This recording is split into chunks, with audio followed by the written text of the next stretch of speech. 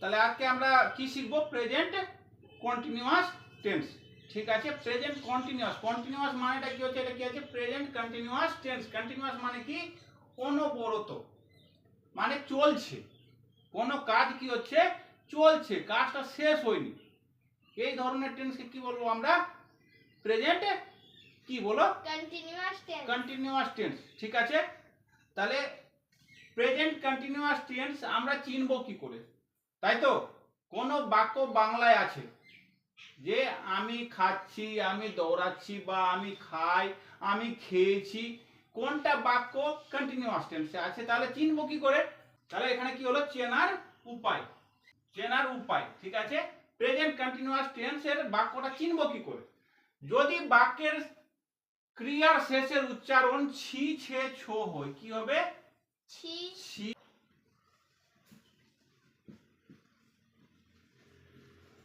ছো, বা ছি, ছে, ছো। তাহলে যদি বাক্যের ক্রিয়ার শেষের উচ্চারণে যদি ছি, ছে, ছো বা ছি, ছে, ছো হয়, তাহলে ওই বাক্যটা কোন টেন্স হবে? প্রেজেন্ট কন্টিনিউয়াস টেন্স হবে। যেমন আমি খাচ্ছি, তাহলে এখানে ভার্ব কি হলো? খাচ্ছি, ইট। তাহলে খাচ্ছির দেখো শেষের উচ্চারণ কি হচ্ছে? ছয় ছয় হস্যিকার ছি, তাই তো। সে ঘুমোচ্ছে, সে কি করছে? ঘুমোচ্ছে। ঘুমানোটা কি হলো? ভার্ব হলো। তাহলে ঘুমোচ্ছে শেষের উচ্চারণটা কি হচ্ছে? ছয় ছয় একার টেন্স হলো প্রেজেন্ট কন্টিনিউয়াস টেন্স। এবার তোমরা ঘুমোচ্ছ, কি? তোমরা ঘুমোচ্ছ, ঘুমানোটা কি হলো? ভার্ব হলো। তাহলে ঘুমোচ্ছ শেষের উচ্চারণটা কি হচ্ছে? ছয় ছয়ে ওকার, তাই তো। এবার ছি, ছে, ছো এই ধরনের একটা উদাহরণ দাও দেখি। রাম সাঁতার কাটছে। রাম সাঁতার কাটছে, কি করছে ও? কাটছে, কাটছে। কাটাটা, সাঁতার কাটাটা কি হলো? ভার্ব হলো। কাটছে ছয় একা। তাহারা সাঁতার কাটছে, তাহারা ফুটবল খেলছে, ছয় একা। তুমি ফুটবল খেলছো, ছয় ওকা, কি আসলো? তুমি ফুটবল খেলছো, কি আসলো? ছয় ওকা। তাহারা মাঠে দৌড়াচ্ছে, ছয় ছয় একা। তাহলে এই ধরনের যে বাক্যটা কোন টেন্স হবে? Present continuous. Present continuous tense. এত দূর বুঝতে পেরেছো? চেনার উপায়টা বুঝতে পেরেছো যে বাক্য দেখে কিভাবে চিনে নিবা যে প্রেজেন্ট কন্টিনিউয়াস টেন্স আছে। তাহলে এরপরে আমরা কি শিখবো? যে বাক্য গঠন করব কি করে। ঠিক আছে, বাক্য গঠন করার উপায়।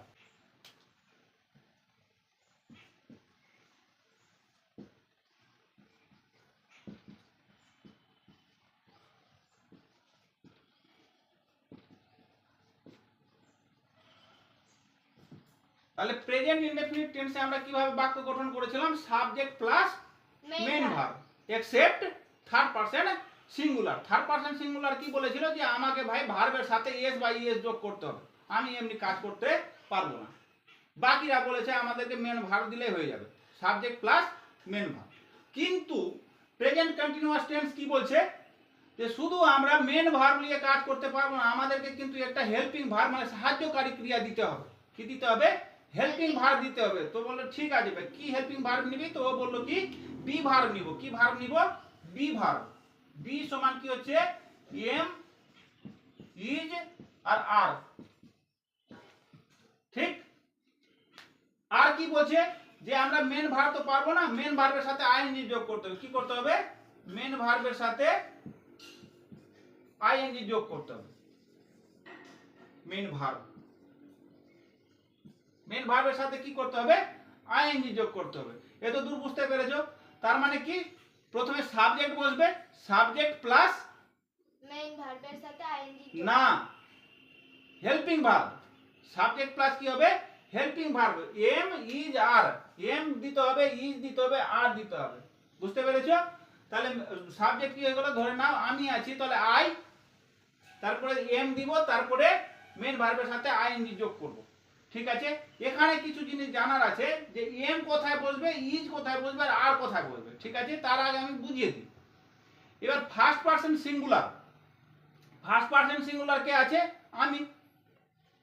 আমি কি আছে? ফার্স্ট পারসন সিঙ্গুলার, তাহলে আমি কি নিব? এম নিব। ফার্স্ট পারসন সিঙ্গুলার কি নিবে? এম নিবে। আর থার্ড পারসন সিঙ্গুলার যেমন রাম, শ্যাম, যদু বা গরু, বিড়াল, বই, খাতা, এগুলো কি হলো? Third person singular. এরা কি নিবে? ইজ নিবে। কি নিবে? ইজ নিবে। বাকি যে পারসন গুলো থাকলো, যেমন ফার্স্ট পারসন প্লুরাল হয়ে গেল, और সেকেন্ড পারসন সিঙ্গুলার और প্লুরাল, আর থার্ড পারসন প্লুরাল, এরা কি নিবে? আর নিবে। বুঝতে পেরেছো এত দূর? এবার তোমাকে একটা বাক্য গঠন করে আমি তোমাকে দেখাচ্ছি। কি ভার্ব দিয়ে কাজ করছি? ইট ভার্ব দিয়ে, খাওয়া। তাহলে বাংলায় তুমি বাক্যটা বলো। আমি খাচ্ছি। আমি খাচ্ছি। খাচ্ছি চয়ে ছয় অস্বীকার শেষে আসলো না, তাহলে প্রেজেন্ট কন্টিনিউয়াস টেন্স আছে। চিন্তা করে নিলাম। এবার বাক্য কিভাবে গঠন করব? আমি কি বলেছি? প্রথমে সাবজেক্ট, তাহলে আই। ফার্স্ট পারসন সিঙ্গুলার কি নেবে? এম নেবে। তাহলে এম বসলো। আর ভার্বের সাথে কি যোগ করতে হবে? আইএনজি। তাহলে ইট আমাদের ভার্ব আছে, এর সাথে আইএনজি যোগ করে দিব। তাহলে হয়ে গেল আমাদের, কি হয়ে গেল? সেন্টেন্স তৈরি হয়ে গেল। First person singular. এবার first person plural. First person প্লুরালে কি করব? উই। কি নাই, কি নেবে ও? Are eating. তাহলে এর বাংলা অর্থ কি হলো? আমি খাচ্ছি, আমরা খাচ্ছি। ঠিক? বুঝতে পেরেছো? এবার সেকেন্ড পারসন। সেকেন্ড পারসন কে হলো? তুমি, তোমরা। তুমি ইংলিশ ইউ। ইউ। ये कौन सा निबे? আর। Are eating. তুমি খাচ্ছ, তোমরা তোমরা খাচ্ছ। কি? তোমরা খাচ্ছ। You are eating. বুঝতে পারলে? যে তুমি খাচ্ছ, তোমরা খাচ্ছ, হয়ে গেল। এরপরে কি থেকে গেল আমাদের? থার্ড পারসন সিঙ্গুলার আর প্লুরাল। ঠিক আছে? থার্ড পারসন সিঙ্গুলার কি হলো? সে, হি, সি, ইট, রাম, রাম, শ্যাম, বিড়াল, গরু, গাধা, যা আছে পৃথিবীতে, যা আছে সিঙ্গুলার, সবটা থার্ড পারসন সিঙ্গুলার হয়ে গেল। এরা কি নিবে? কি নিবে? Helping verb is. এবার ভার্বের সাথে আইএনজি যোগ। তাহলে তার মানে কি? সে খাচ্ছে, রাম খাচ্ছে, দিদি খাচ্ছে, মা খাচ্ছে, বাবা খাচ্ছে। Father is eating, mother is eating, Shila is eating, তাই তো? Mamata is eating. হয়ে গেল। বুঝতে পেরেছো? এবার থার্ড পারসন প্লুরাল, তার মানে দে কি নেবে? ইটিং। বুঝেছো? বুঝতে পেরেছো? তাহলে এখানে কিন্তু আমাদের প্রেজেন্ট কন্টিনিউয়াস টেন্স শেষ, আর কিছু নাই, এটাই। তাহলে আমি যদি সারাংশ বলতে চাই, তাহলে প্রেজেন্ট টেন্স আমরা চিনব কি করে? যদি ভার্বের শেষে ছি, ছে, ছো বা ছি, ছে, ছো থাকে, তাহলে কি টেন্স হবে? প্রেজেন্ট কন্টিনিউয়াস টেন্স হবে। এটা চেনার উপায় হলো। এবার বাক্য গঠন কি করে করব? তাহলে ফার্স্ট পারসন সিঙ্গুলার নাম্বার কি নেবে? হেল্পিং ভার্ব হিসাবে এম নেবে। আর third person singular helping verb হিসাবে কে নেবে? ইজ নেবে। বাকি যেগুলো পারসন থাকলো সেগুলো কি নেবে? আর নেবে। বুঝতে পেরেছো? তাহলে আজকের পড়া এখানে আমরা শেষ করি। এর আগের দিন কিন্তু আমি কি শেখাবো? এর আগের দিন আমাদের যেটা পড়া থাকবে সেটা হলো প্রেজেন্ট ইনডেফিনিট টেন্স আর প্রেজেন্ট কন্টিনিউয়াস টেন্সের রিভিশন।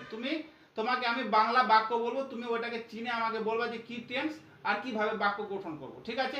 খেলতে খেলতে পড়া হবে। এর আগের দিন আমরা খেলবো আর পড়া করব। ঠিক? ভালো লাগছে? বুঝতে পারছো? ঠিক আছে, এখানে আমরা আজকে সমাপ্ত করছি।